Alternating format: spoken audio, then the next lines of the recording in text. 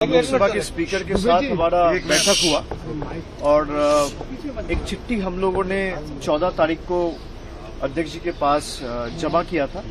उसके आधार पे मुझे 15 तारीख को बुलाया गया था, लेकिन 15 तारीख को मुझे कलकत्ता में एनफोर्समेंट डायरेक्टोरेट ने बुलाया था। पूरा दिन सुबह 11 बजे से लेकर रात को 11 बजे तक मुझे इंटरोगेट किया गया, 11-12 घंटा। मैं जब घर लौटा उसके बाद मेल चेक करके मुझे पता चला कि अध्यक्ष जी का सूचना आया उनसे मिलने के लिए 4 बजे। उस दिन तो मिल नहीं पाया, लेकिन मैं स्पीकर ऑफिस को कम्युनिकेट किया कि हम लोग जल्द से जल्द उनसे मिलना चाह रहे हैं। उसी के आधार पर 2 दिन पहले हमारे पास एक कम्युनिकेशन पहुंची और आज 5 बजे का समय दिया गया था। उसी टाइम पे मेरे साथ मैं यहाँ पे सौगतदा है, कल्याण बनर्जी है, महुआ मोइत्रो है, डेरेक ओब्रायन है।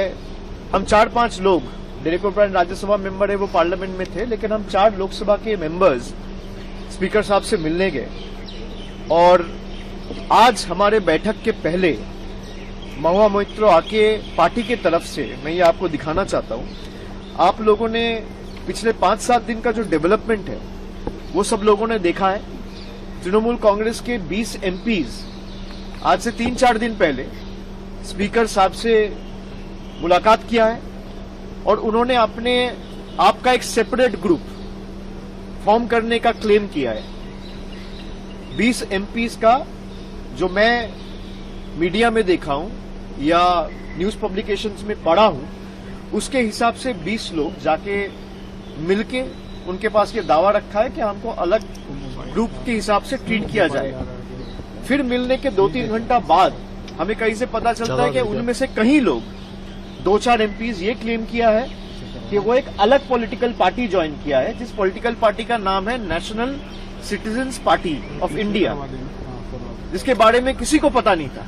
ना आप कभी सुने हैं, ना वो खुद कभी सुना है, ना मैं कभी सुना। हम में जितने लोग आज यहाँ पे मौजूद है, किसी को उस पार्टी के बारे में कुछ पता ही नहीं है। और उन्होंने ये क्लेम किया कि हम उस पार्टी के साथ मर्ज हो गए। 4-5 सांसद, मैं जितना उनका बात सुनाऊं, उसके हिसाब से हम संविधान के 10th शेड्यूल में जो प्रावधान है, मैं उसी प्रावधान के हिसाब से आज अध्यक्ष जी से मिलने आया था।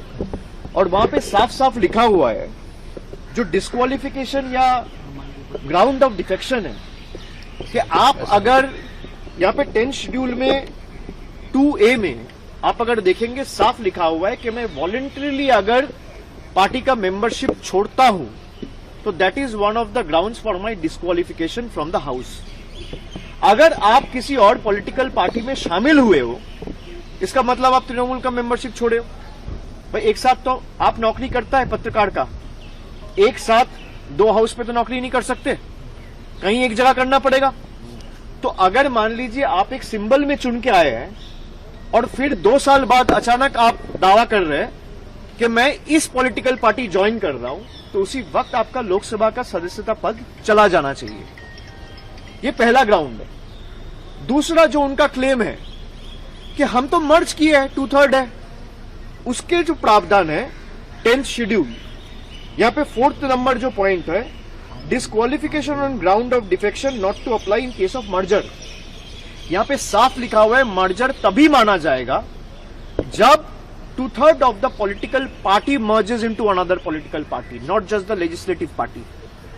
इसका मतलब अगर दल, पार्टी, ममता बनर्जी, पार्टी के जितने भी कमिटी मेंबर्स है उसका 2/3, including the national working committee, the state committee, the frontal committee, पूरा तृणमूल कांग्रेस का जितना भी पदाधिकारी है, उनका 2/3 अगर मर्ज करता है एक पॉलिटिकल पार्टी में, तो उसको मर्जर कहलाया जाता है।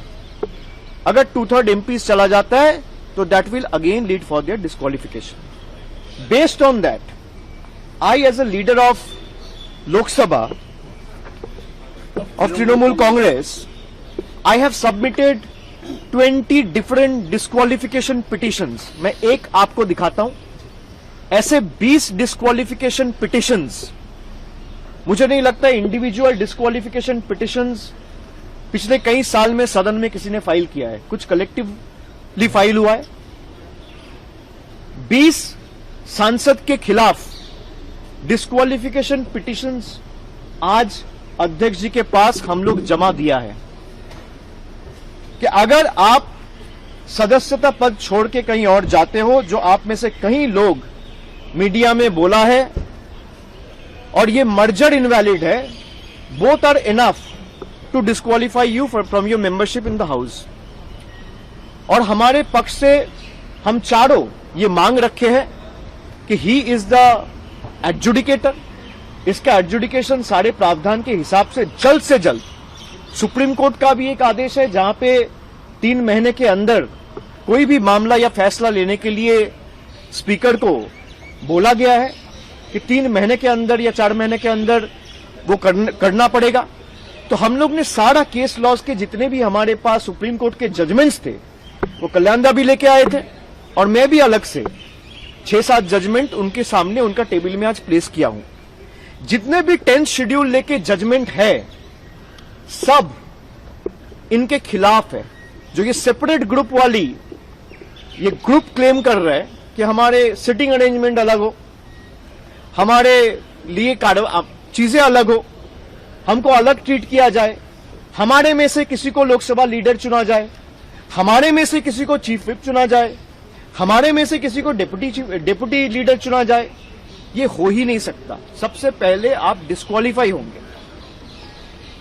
अगर इनमें थोड़ा भी इंटीग्रिटी है तो अपना पद छोड़ दे, पद छोड़ के लोकतांत्रिक तरीके से, भाई आपको तृणमूल से दिक्कत है, जो सांसद तृणमूल छोड़ के अभी एनसीपीआई में गया है वो तो यही कह रहा है कि हम पार्टी से खुश नहीं है।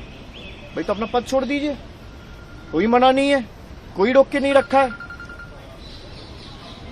अगर आप सच्ची में पॉलिटिक्स में इंटीग्रिटी में विश्वास रखते हो, ऑनेस्टी में विश्वास रखते हो, तो कौन मना कर रहे हैं? आप छोड़ दीजिए, चुनाव होगा, आप बीजेपी का टिकट में, एनसीपीआई का टिकट में, कांग्रेस का टिकट में, तृणमूल का टिकट में या सीपीएम का टिकट में लड़ा जाएगा। सब पार्टी के उम्मीदवार लड़ेंगे, जनता फैसला लेगा कौन जीतेगा कौन हारेगा। आप वैकेट कर दीजिए अपना सीट।